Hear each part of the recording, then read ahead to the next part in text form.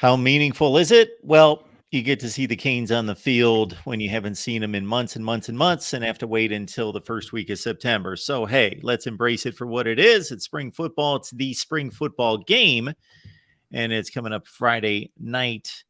And we got Cam Underwood here from State of the U, of course, to tell us what it could all mean and what to watch out for. Cam, how you doing tonight? I'm good, man. Good to be here, hanging out. So a rainy Wednesday. It's been raining since Sunday down here in South Florida, but nothing wrong with that. But yeah, so we're here to talk some Canes. Welcome back Wednesday at 7. Good to see you guys. And yeah. At this point last week, Cam, you were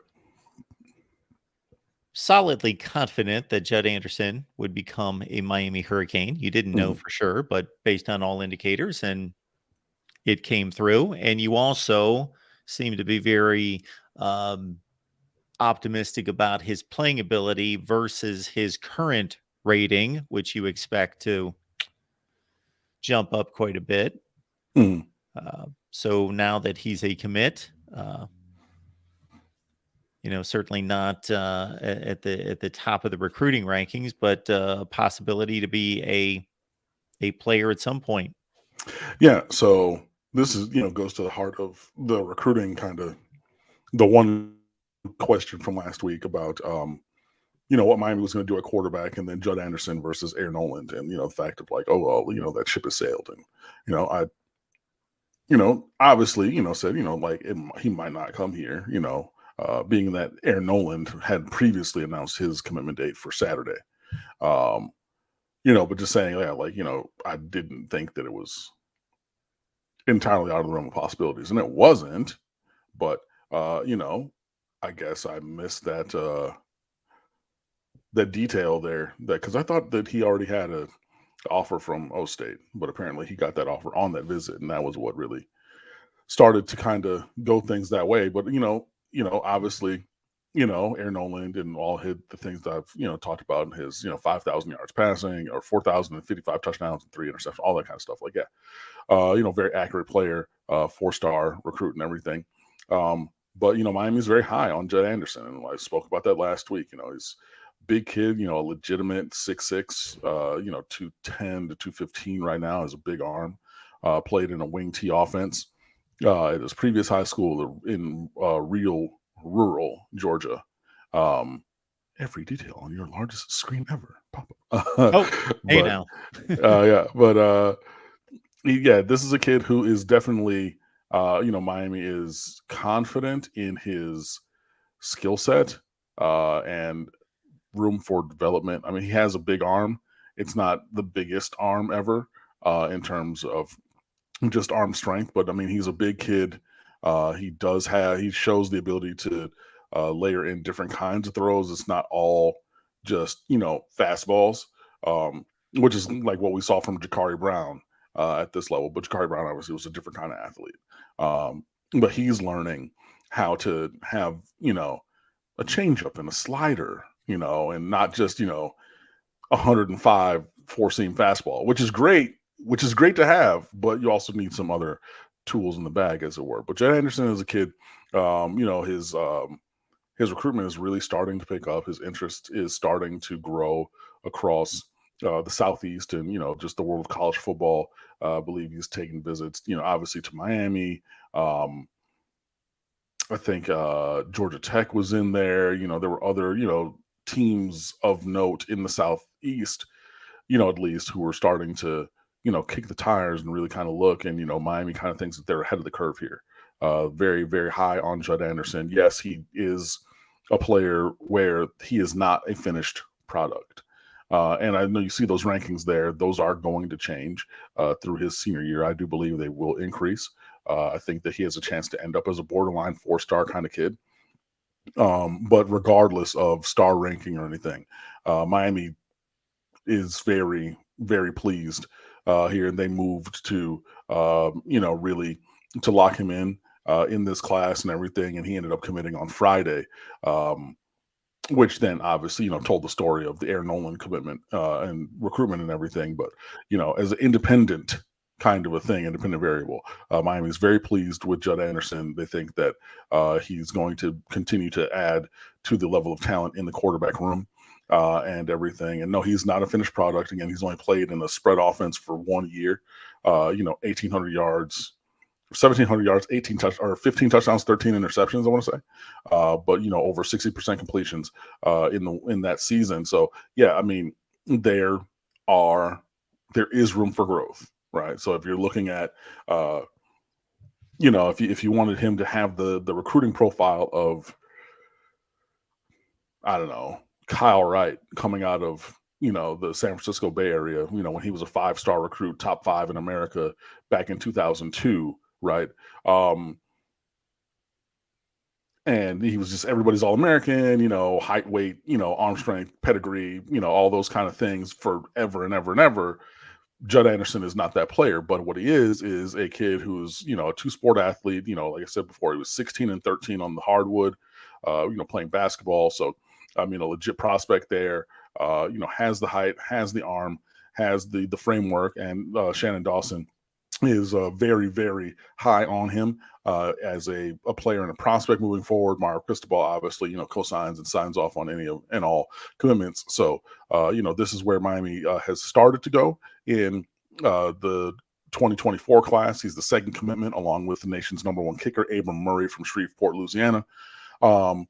I do believe that, even with being as high on Judd Anderson as the program is, that there is still room for maybe a second quarterback in this class. So I wouldn't close the door on recruiting anybody else or anything like that along the way. I still am not here for AJ Hairston from Monarch. Coconut Creek Monarch down here. I know he's done numbers, and I think that he's like a group of 5 kind of guy, in a mid-tier one that I'm not going to stretch my definition or my parameters for what a quarterback and a quarterback prospect should look like to take AJ Hairston, all due respect. And I said this before. Again, wish him the best. I think that there's many places where he could go and be very successful. I do not think that Miami is one of them, and I would not at all be here signed up for AJ Hairston at Miami as a scholarship player. If you wanted to be a preferred walk-on, I mean, walk-ons aren't going to play, so that's perfectly fine. But yeah, no. So I know people are like, well, like he's local and like me myself personally, Cameron James Underwood, I am not here for that. I understand why people might be apoplectic about Judd Anderson. I get why, you might, as a 1-to-1, you're looking like, hey, we got a kid, if you look at the 247 Sports Composite in the, lower than 1,000 in the country currently, and Aaron Nolan is top 60, and you got one and missed on the other at the same position. I get where, people would have that. But, if you're looking at potential, you're looking at, a skill set that you can build around. I believe Judd Anderson has that. But if it's not AJ Hairston, would be open to the idea of a second quarterback in this class, and then we'll see what we go through there. So I'm going to raise the question. It's not necessarily a criticism. It's just merely looking at statistics. So again, I've never seen Judd Anderson throw a pass. Mm-hmm. So obviously we know what the deal is at the high school level. We see all sorts of statistics that can be misleading. We see running backs that run for 2,000 yards and 25 touchdowns, and there's no Power 5 that's going to come anywhere close to them because of the level of competition. Mm-hmm. So it works in that direction where you've got to question and go a little bit deeper on startling, glowing, amazing statistics. But when you go the other route and see marginal statistics from someone who is drawing an offer from and a commitment here from the likes of Miami, and then the commitment list or the offer list that you shared from other quality Power 5 programs, and you see 1,700 yards, 53.5% completion percentage, 15 TDs, and 13 picks. You rarely see that marginal of a line from this kind of prospect at this position. Yeah, but I mean, also it was his first time. I mean, he played in a wing tee from before that. So I know that there have been people who have just stepped in and all of a sudden. Now, I mean, it is my sincere hope and expectation that the counting stats are improved for Mr. Anderson as a senior. But even with that, you can still, there is still a room for growth. Like, yeah, I'm playing football at a way higher level at Jones County than previous. I think he was at a 2A school. He moved up to a 5A school. Quarterback that team, got into the playoffs. But there were some struggles, and that's okay. I mean, I get it. Everybody is not a ready-made All-American. Everybody's not Jaquan Johnson, right? Who, from the first time he set foot on the field as a freshman at Killian, first team All-Dade County. And it was first team All-Dade County for 4 years. So by the time that he got to his junior, senior year, I've been first team All-County in arguably the best county in which football is played in America. So I stepped on the field at 13, 14-year-old freshman. I'm first team All-County. Boom. Certified, verified, look at it from, day one, A1. It's all that, right? Judd Anderson's not that. And there's other guys along the way who are not that. And, guys fall off as well. I mean, like, I know that I'm going to reach way into the past, but you remember the name Josh Sanguinetti? He was a defensive back. He went to Indiana in the end. But as on an old U School team, so this is back when U School was good, right? This is, when they had Roger Harriet before they, U School had interior politics, basically, where the kids paying for the private school education did not want to subsidize the scholarships for athletes anymore. So they really pared down athletic scholarships. And so that mainly impacted the football team because, numbers and the the mass number of scholarships and everything, right? But at a time when U School was doing big numbers, when they're, just one of the most talented teams in America, Josh Sanguinetti was a 5-star prospect as a sophomore in high school, right? Everybody thought he was going to be everybody's All-American. They listed him at 6'2", 205. He played wide receiver, running back, cornerback, safety, everything. Josh Sanguinetti, and I mean, you can look it up on the side if you want to. Josh Sanguinetti ended up measuring in at 5'10" and a half, 183 pounds, and was a mid-tier 3-star prospect as a senior. But as a sophomore, everybody, myself included, was like, oh, this is the next guy, capital letters guy from U School. Bang, it's going to be that.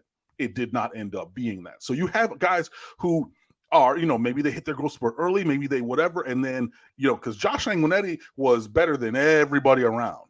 And Josh Sanguinetti stayed that same level of good, and you thought and then everybody else did just like that. And, maybe hopefully Judd Anderson is one of the, the former who is going to have even more of a growth potential. But I mean, yeah, there are guys who are like known commodities, or you think they're going to be known commodities, and you extrapolate that forward as freshmen, sophomores, even juniors in high school, and they don't end up being there. So, I mean, it does work both ways. And hopefully for Mr. Anderson, as he, continues his journey at Jones County, again, up at a 5A Georgia level as opposed to a 2A rural level, things like that. Hopefully he does improve. But I mean, we have seen it both ways. But I mean, there are things to like, and I understand, however, because when you say there are things to like, implicitly, I'm also saying if you look at the counting stats and you look at the current level of performance, if that is what is maintained, then that can be problematic as well. So there are things to like, but also with that, is a necessary level of growth that is, embedded in taking this and moving this projection forward. As soon as you said the name Josh Sanguinetti, I thought, I know that name, but I can't come up with who that is. Yeah.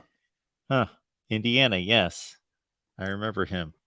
Yeah. Top 50 player in the state of Florida, number 33 safety, 38 safety. 6'1", 188.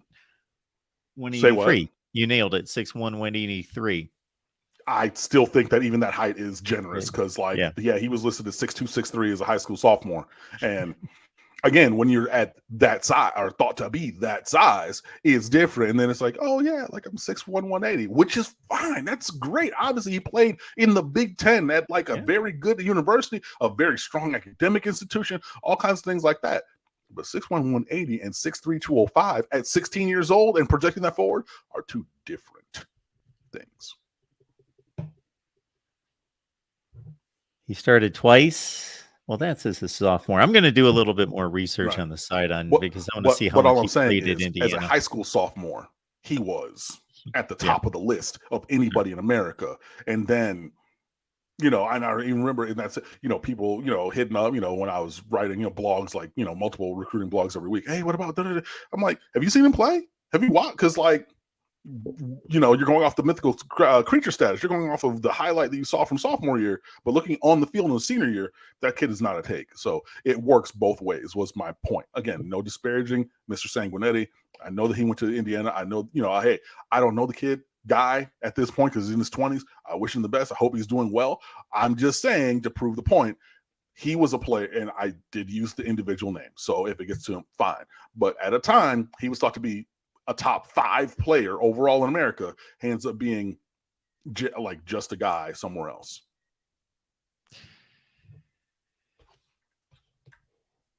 I cannot come up with the fictitious picture that Sports Illustrated created.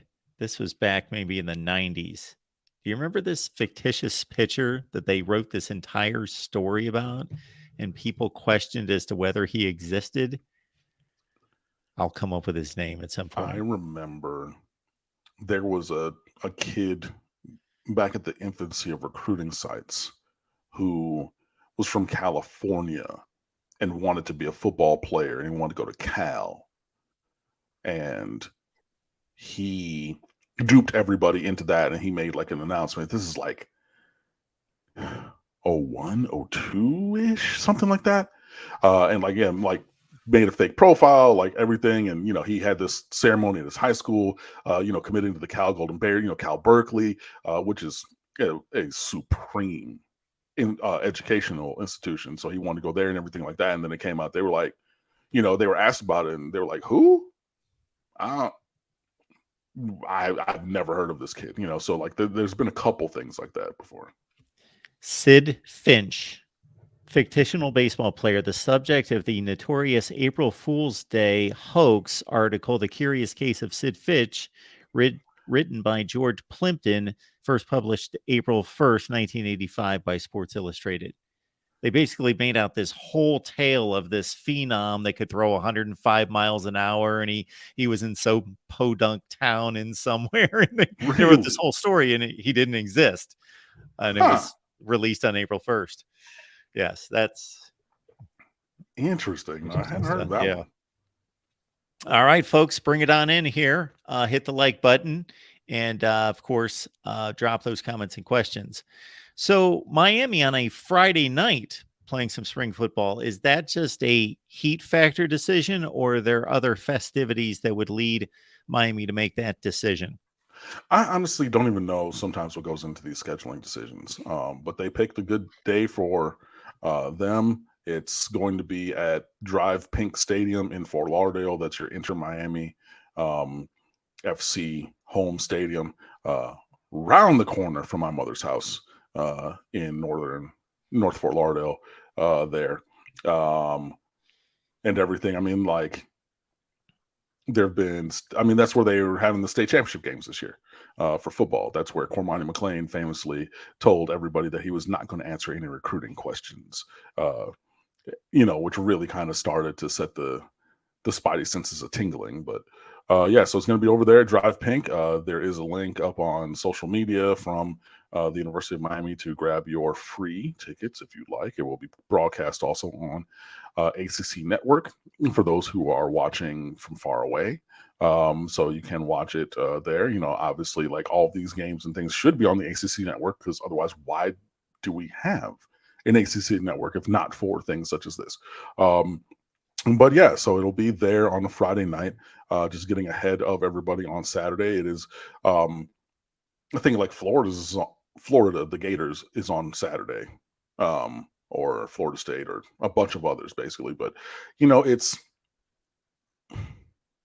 I think that it is a wise decision to zag when everybody else is going to zig in terms of a scheduling standpoint, because then you give the, more of an ability for recruits to be there, and not necessarily one-to-one, head-to-head have to choose between school and school. Now, I know you're thinking, like, hey, if you're Mario Cristobal and Stephen Field, the executive director of the recruiting department now, and everybody else, like, do your thing, run your program, get the kids who want to be here, and everything.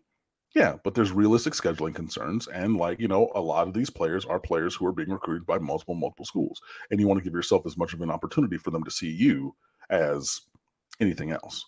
So like, yeah, just looking at Miami, it's like, hey, we're playing on a day where nobody else is playing. We should be able to get a large number of kids to our thing, period. And I believe that is going to happen. We just continue to have a parade of All-Americans and elite prospects going to campus even through this week. I mean, it's been reported like Justin Scott, the number 3 defensive tackle in the country, was reported to be there on Tuesday. So he's going to be back at practice tomorrow. Just an unending list of local players and elite players from wherever are going to be probably on hand. So, it'll be a great, day of festivities. Hopefully the rain holds off, the rain that's been pounding South Florida for this, entire week, since Sunday and everything, because that would be, a bummer, definitely for an outdoor or a fully, soccer stadium, way outdoors, that doesn't even have halfway coverage or anything. But yeah, so, I mean, it's going to be there. It's going to be fun and everything. And, interested to see what the team looks like. Your favorite university to the north, the University of Florida, is doing something similar in playing their spring game on Thursday night. Oh, so it's Thursday, Friday, Saturday. Okay, well, great. So theirs is tomorrow, and everything. Well, at least we know that Justin Scott. Well, no, we don't know Justin Scott won't be there because he could be on campus in Coral Gables and then up in Gainesville in a few hours. So he could be there for practice in the morning and then up there for the spring game on tomorrow night. But yeah, so you just try to carve out your own niche in the world of football and recruiting, especially just because you gotta, like, these kids are going to go to multiple schools. Like, there's very few that are Duke Johnson. I'm going to Miami and that's it. It's few and far between and everything. So yeah, it's an interesting time, but it also kind of does hint to the season because we have 3 Fridays and a Thursday or something like that. Game like during the season. So it just kind of continues on that path and everything. But yeah. Nefarious, thank you for the super sticker. We believe we know who's shown up there. Nefarious 247, thank you for that. Always. All right. Where was I going with this? Oh, so I believe that the answer is going to be both when I ask this question. But so for you, in covering the spring game and looking at what you look at, do you go in with the thought that I am really looking at A, B, and C, or just hit me and just whatever jumps out at me in regards to player performance is going to be where I take this narrative and take anything from this quote unquote game? I have my own list of things that I am hopeful for or I'm looking at in terms of development or performance or whatever it is. But I'm definitely going to DVR the game so I can run it back again and kind of look at those in a granular kind of way.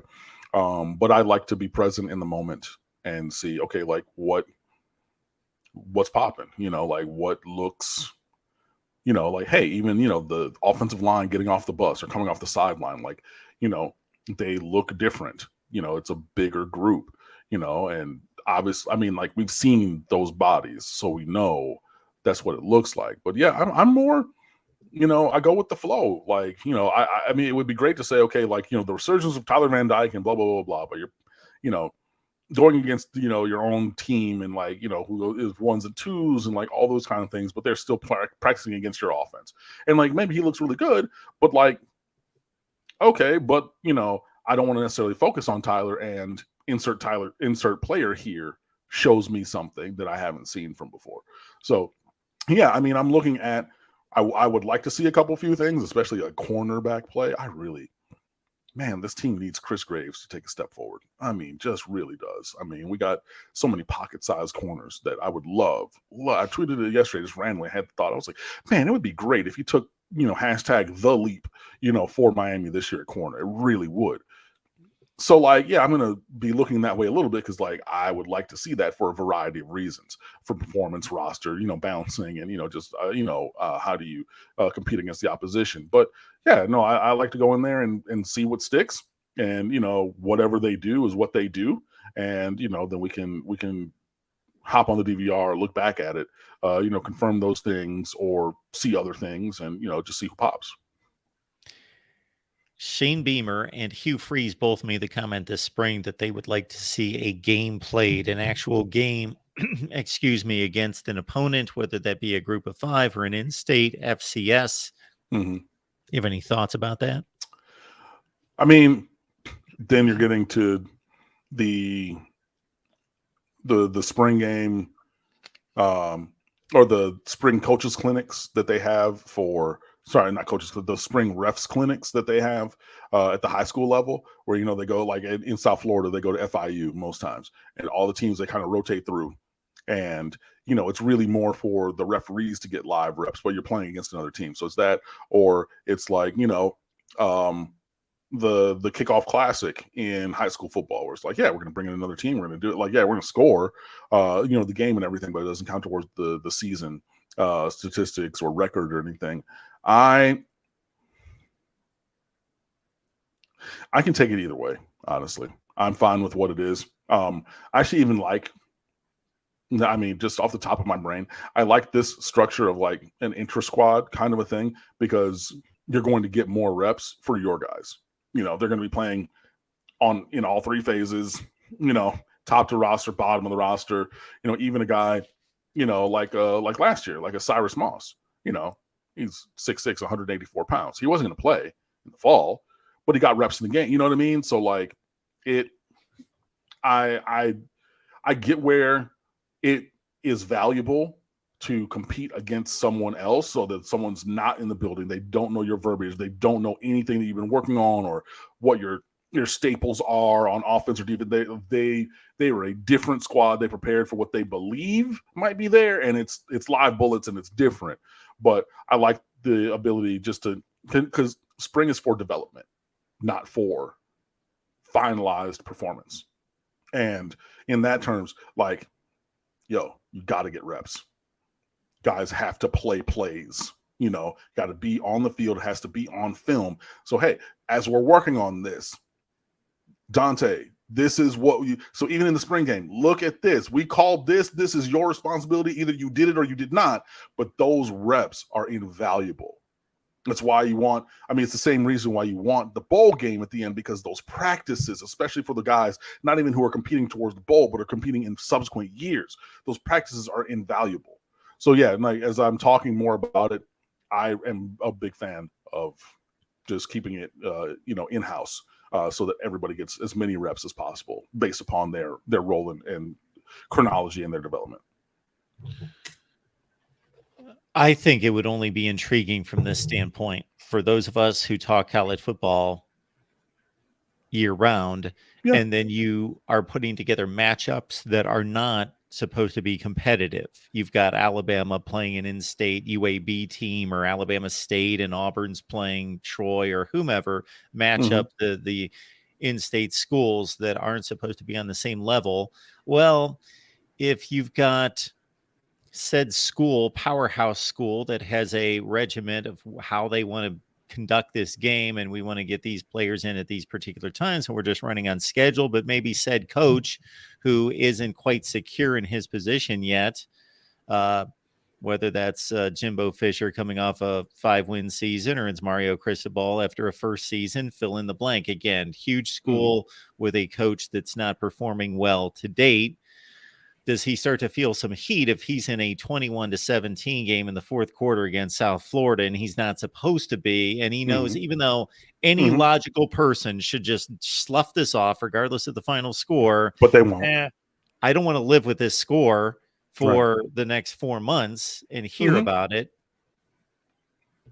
Yeah. And I mean, like I said, any reasonable person should, they're working on whatever, or they're, who knows? It's like, hey, maybe they're really focused on, this package of plays for inside runs. So they're not going to be as explosive by design here. Maybe they're going to take shots all the time vertically, and maybe they hit them, maybe they don't, but they're really working on the pass blocking and the timing of the pattern versus the drops and all kinds of things like that. But yeah, I mean, like, if you have a result against another team, regardless, it's going to be discussed. Traveling Fools, yo, yo, yo, yo, yo, yo, yo, yo, yo. Thank you for being here, TF. David Crow, thank you for the contribution, sir. Hey, David. Who are some of the top players during the spring? I mean, it's going to start obviously at the top. Tyler Van Dyke. You have an offense that has a coordinator who has been malleable with what he does, but also working with the skill set of the quarterbacks that are leading the offenses that he has coached. And I mean, even Coach Dawson himself has said, yeah, he's really worked hard to design the current version of this offense around what Tyler does well. Which is such a breath of fresh air, because if you remember last year, Josh Gaddis did not even sit down with Tyler until after week 4 during the bye week in week 5 to say, hey, what do you do best? What do you think you do best? What do you like doing best? And how can we put that together? But you're 5 weeks, or, you're 5 weeks into the season at that point. So having, obviously taken the job, looked at the film, met with Tyler, saying, okay, what are the things? Look, Tyler throws a great deep ball, so we're going to look at, pushing the ball vertical. We know smash, that high-low read. That is a concept that, when he took over the world for, that end of his first season starting, was pinpoint and, with his accuracy and his decision-making on that scheme. So I know that those are going to be in there, but it is really refreshing to even hear the coach say, yeah, I'm building this around what our quarterback does best. So there's that. But he's obviously at the top of the list. Jakari Brown looks like he's starting to take those steps forward, passing the ball that we've been talking about, him needing to do during the spring. Donald Chaney Jr. has earned rave reviews. Colby Young has earned rave reviews. The offensive line in so many ways, but especially Francis Mauigoa and Samson Okunlola have earned rave reviews. Leonard Taylor doing really, really well. Cameron Kinchins just being Cameron Kinchins, which is an amazing player, and got his banner in the rafters of the practice facility because all first-team All-Americans have a banner that is put up there. So people are like, oh, I didn't know that Jalen Phillips was a first-team All-American. Yeah, he was. You can look it up. But yeah, Cameron Kinchins, they released that, I think it was last week, where they put that up there.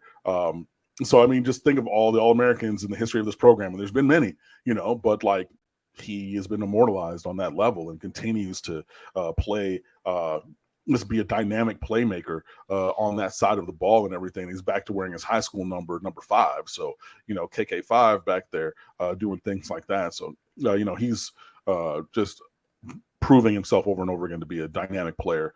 Xavier Restrepo, obviously the most consistent receiver, Tyler's favorite receiver, they're roommates and everything. So this is your oh my God, I forget the quarterback's name. Who was Jordan Shipley's teammate, quarterback at Texas? Colt McCoy and Jordan Shipley? Was that it? Would it? Yeah, it would have been Colt McCoy. I think, yeah. So, but they were roommates famously, and they were all on the field, always in sync and everything. So yeah, he's doing well and everything. And a lot of the freshmen, in this last recruiting, not a lot, but some of them are definitely flashing. Jaden Wayne, playing like the All-American that he was. Ruben Bain, inside and outside, has really been problematic along the defensive line. So yeah, there's a lot of players who are stepping up. Colby Young, slimmed down and gotten a little bit more explosive at that wide receiver spot. He's flashed some of that ability, like he can be that guy. Jacoby George, same thing, speed, wiggle hands, and whatnot. So, there's a lot to like across this roster. My goodness, can y'all hear this rain, by the way, through my microphone? Because I can hear it. My goodness. But to David's point, yeah, there are a lot of guys who are really showing themselves to be top line players through the spring, and hopefully that continues through the summer and shows up on the field in the fall as well. We have had a remarkable run of early April weather. It was 81 and sunny today, which, when I ran out to get tacos for taco, made me feel alive in a way that I haven't felt in a while. And then since then, since Sunday from lunch yesterday, it's been, wow, you can't hear it, but this. Yeah, I say that knowing it could be 53 and rainy in 3 days from now. But absolutely, I was talking to one of my best friends who lives in, I don't know how to pronounce it. Is it Ormond Beach? Yeah, it's Ormond up Beach, near Daytona. Okay, let's see what the weather is there while I'm calling him, while I'm dialing the phone. And it looked like it was a nice day, but 73 there and 81 here. I was like, wow, when does that happen? All right. We're going to skip way ahead just because I'm always ready to hear Cam spout off about the Florida Gators. So this series obviously goes back a long ways, but it's intermittent. It's a intermittent series in regards to Florida and their desire to play the U. George, of course, a big Gator fan, is noting that we're going to see this matchup, which we saw to open the 2019 season, but 24 and 25 against the Gators. Will you be extra juiced for these games? Yeah, because I hate them. I really do. I neither like nor respect them. I detest Florida State, but at least I have respect for them. In terms of the organization, in terms of the school and things like that, I have no love lost for Florida. They are detestable on every single level. Even going back in a personal way for me in high school. So I did apply. My mother moved down to Fort Lauderdale before my senior year of high school at Cranbrook. So I did apply to schools in the state of Florida, a la Miami, even though I thought Miami was a public school because they were always on television. It's an incredible athletic school. No, it's a private school. It's I didn't know that, but I did apply to the University of Florida as well, with a very, very, very, very strong academic profile. Just trust me on that. I'm a nerd. I'm smart. And they tried to defer me to summer A and have me start in college in Gainesville before I graduated high school, under the guise of I needed to do summer A and summer B session and have a 3.5, and then they would consider letting me in for the fall. Do you know who you're talking to? I applied to schools that are way, way, way, way, way, way higher caliber than the University of Florida, and you want to try my face and say, if you come on campus and maybe kind of, sort of, if you prove that you're a good student, get the fuck out of here, man. So that's me, myself, personally, right? That adds on top of it. But, I do not like them. I do not respect them, as a staff, as a label, as a motherfucking crew, none of it, zero. So yes, I get juiced up about it. Yes, I still get juiced up about the Florida flop when they decided that they weren't going to play defense and let Miami score so they get the ball back so that their quarterback at the time can try to break the all-time school record for passing yards. Yeah, I hate them because they run scared from us. And, I know that they want to say, well, we play Florida State every year. So do we. So what's up? Right? But it is an out-of-conference game that they have to schedule. It was out of conference with us as well. It was out of. All of it was out of conference, and we all played each other. It all used to be, right. You do understand the issue that they have now, though. But yeah. It ended up with a situation that kind of, sort of makes some sense after the decision was made to run from Miami because we were whooping that ass, right. So I don't have anything. I know, and then they want to talk big. They want to talk shit, they beat us with Tebow for the first time in forever, and everything. Yeah, they won that game in 2019. I'm not going to sit here and lie or anything, but am I more juiced up about playing Florida? Yes, because I fucking hate them. There it is. I thought we would get something similar to that. But to the point of 24 and 25, all right, if you think that y'all are going to win, bring it. Because if you, I mean, obviously, the team that we see from them in 24 will not be the team that we saw last year, nor the team that we see this year. But also, the team that you see from Miami will not be the team that you saw last year, nor will it be the team that you see this year. So I get where you're coming off. And, oh, well, yeah, we're going to poke the bear. We're going to say whatever. Y'all been bad and blah, blah, blah. Y'all haven't been much better. I know that, they are recruiting strongly right now. But again, it's April. And they want to do the same stupid shit that they do every year. And they're like, okay, well, in April, we have 15 commitments or whatever. And we're so far in advance. And Miami, even when we were doing that, when Al Golden was the head coach, and every signing day, and Mark and I, you and I talked about this. The current class might have been, but next year's class already top 3, right? Every single time. And then what happened? Decommit you, where we had 47 decommitments, and then we have a, low teens to 20s class in this year, but next year and everything. And they just want to keep going over and over on this. And yeah, I know that Miami only has 2 3-stars committed in this class presently, today, on April the 12th, right? Do you, George, believe that a Mario Cristobal coached team is going to have 2 3-star commitments and that's it in the end of the day? Do you really believe that? Right? I don't at all. Why? Because demonstrated work product. So and I know that, okay, well, we got, Austin Simmons in 25 for a quarterback, and we got Derek Lagway in 24 for a quarterback. And yeah, and cool, great, good for you, right? But again, with anybody who goes on the campus, you have no idea what they're going to turn into, for one. And two, this is not the end of the road. Where we are is a step along that path. And yes, where Florida is in this 2024 recruiting class today is a more fleshed out class than Miami has exponentially. Again, facts are facts. And if you're going to go somewhere and you're going to look for facts, you're going to look to me, because I'm going to give you the facts, the good ones and the bad ones, right? So that is a fact. Also a fact, Miami will have more than 2 commitments in this class, and they will have a variety of recruiting profiles, more than just middling to low 3-star, which is the quarterback at the time and the number 1 kicker in America. That is a verifiable fact, right? It's just going to be. So I get where, you want to do the thing and you want to think that and everything. And if I were, and I would never be, but if I were a Gator fan, then I would, kind of take that same mentality of being very, very pleased with where things are. But the journey of 1,000 miles begins with a single step, and y'all are celebrating like you just beat Eliud Kipchoge to the end of a 2-hour marathon, but you're 10 steps into the beginning and there's still 26 miles to go. What are we talking about? Shut up.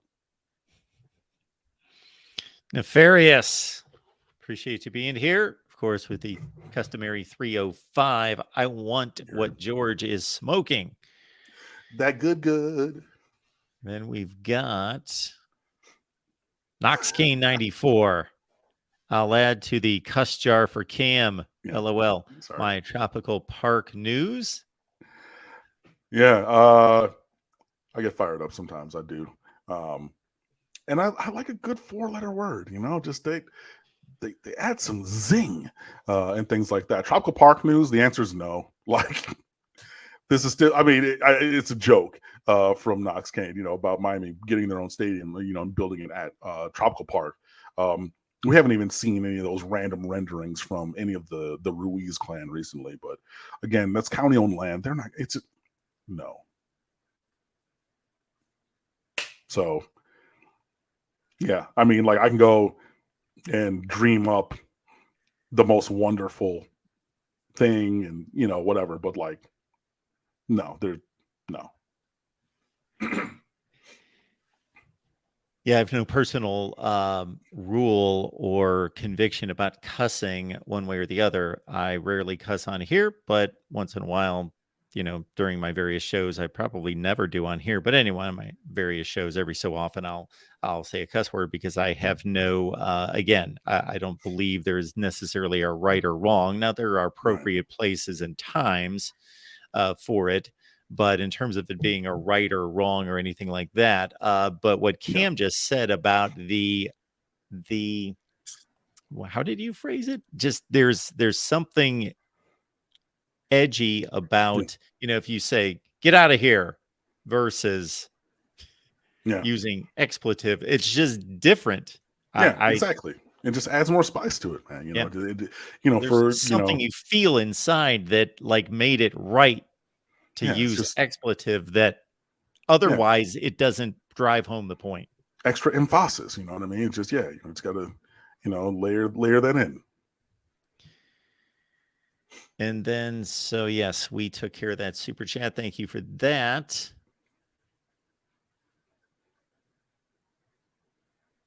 Oh boy, I'm not reading some of these comments. Nope. Again, takes me back to my days doing shout outs. No. Well, oh Lord. What Joey's really they got me going, and now people are feeding off, attitude reflects energy attitude reflects leadership, captain. So, now I went on that and people are on that same energy. But hey, keep that same energy always and forever. All right, folks, appreciate you being here, and leave those comments and questions. Leave those comments and questions. Otherwise, I'm going to go through my Rolodex of typical questions. What is he talking about here? I didn't even read the entire statement here. So he's calling them podunk in Alachua County. So saying I was a music major in Miami, and they actually don't have music. Hold Down Fridays in Alachua County don't count. I did not start college as a music major. Just trust me on that. I had 8 majors.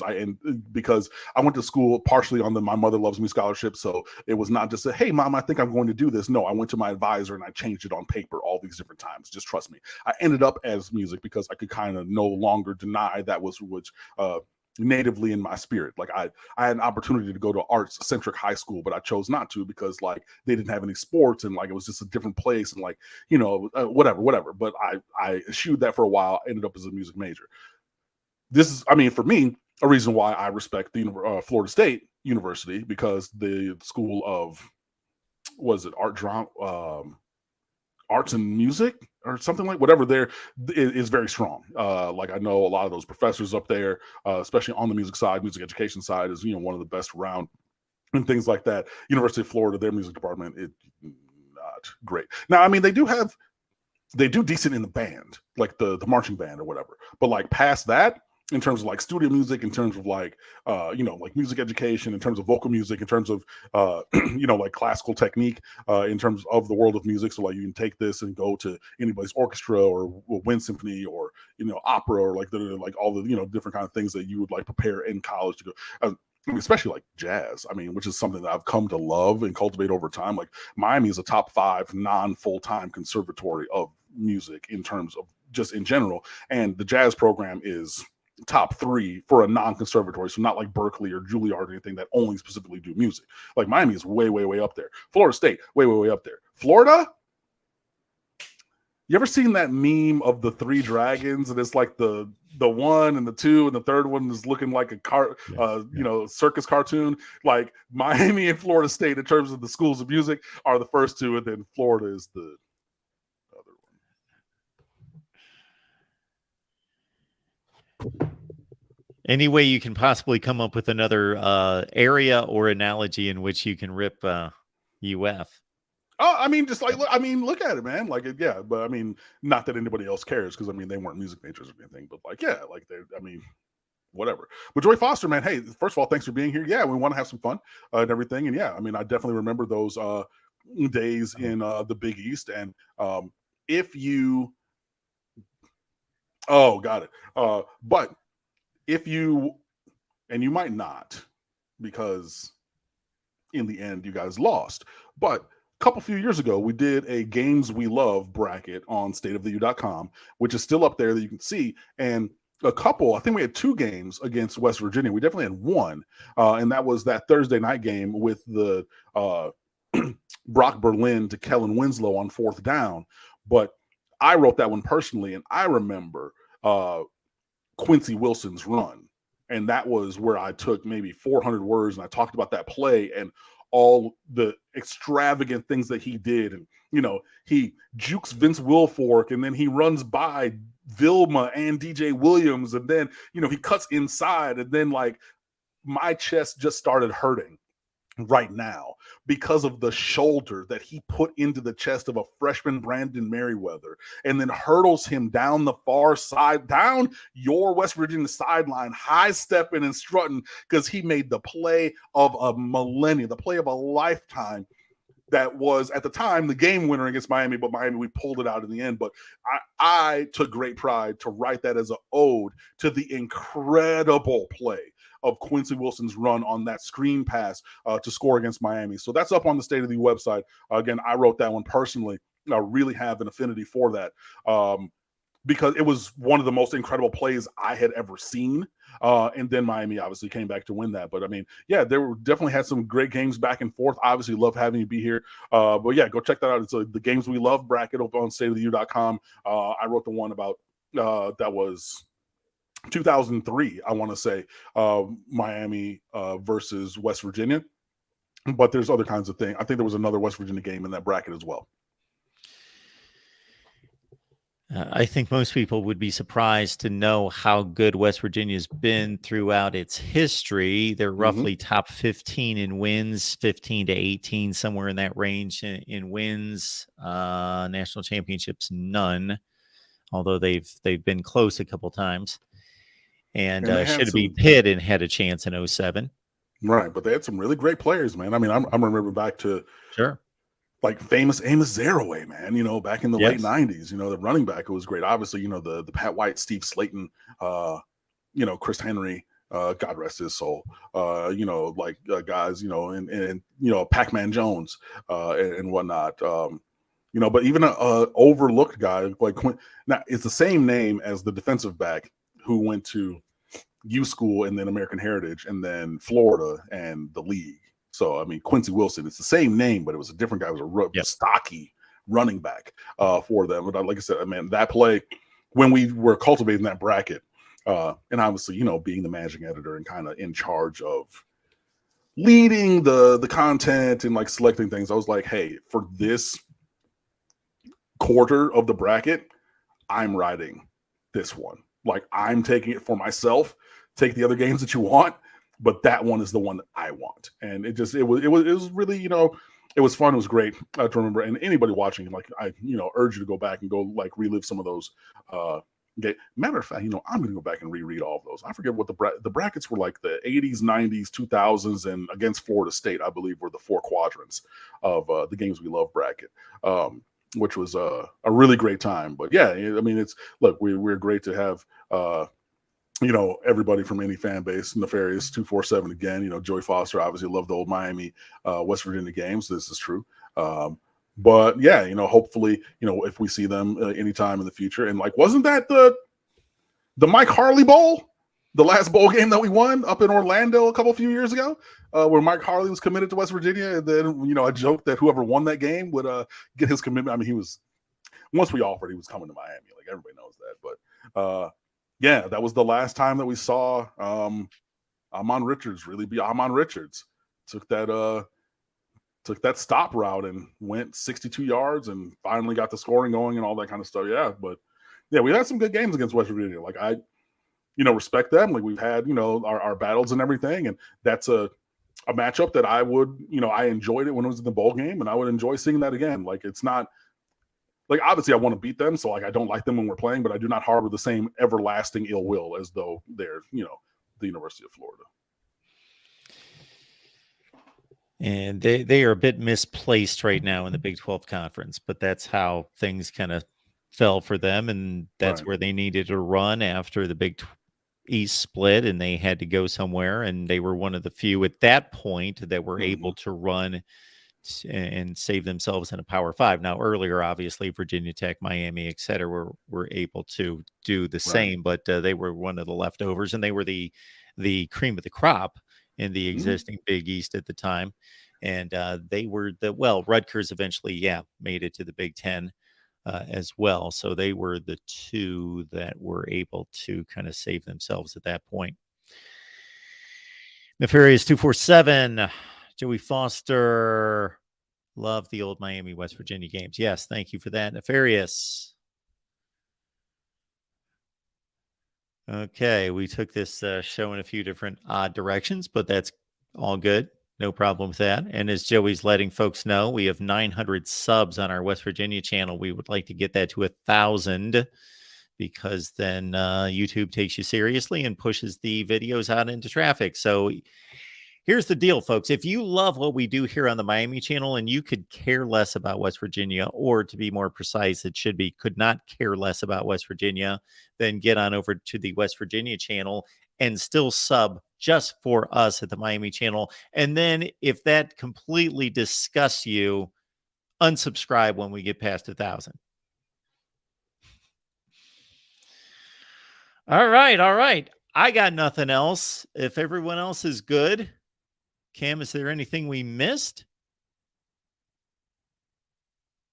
You were on mute.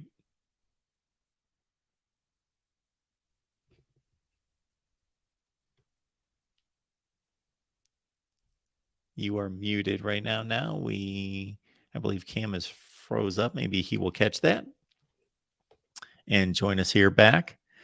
But we appreciate everybody being here, the Voice of College Football. This is a show that we do each and every Wednesday night with Cam Underwood from State of the U. It's 7 o'clock Eastern time with Cam. We hope you appreciate it. Please like the video. Share these out on social media. So understand this, that not everyone knows that we are here talking college football with you and talking Miami football with all of you every Wednesday night. So go to your Facebook group, go to Twitter, go to whatever social media platform where you are involved. Jump in there, share the video link, let people know that we're here every Wednesday. Bring a friend with you next week, or 2, or 3, or 50 here at the Voice of College Football, and we will see you next time. I don't believe Cam is jumping back on. We've been on for an hour, and that's our typical time slot. So once again, every Wednesday, 7 Eastern time, make it on back. We'll see you then.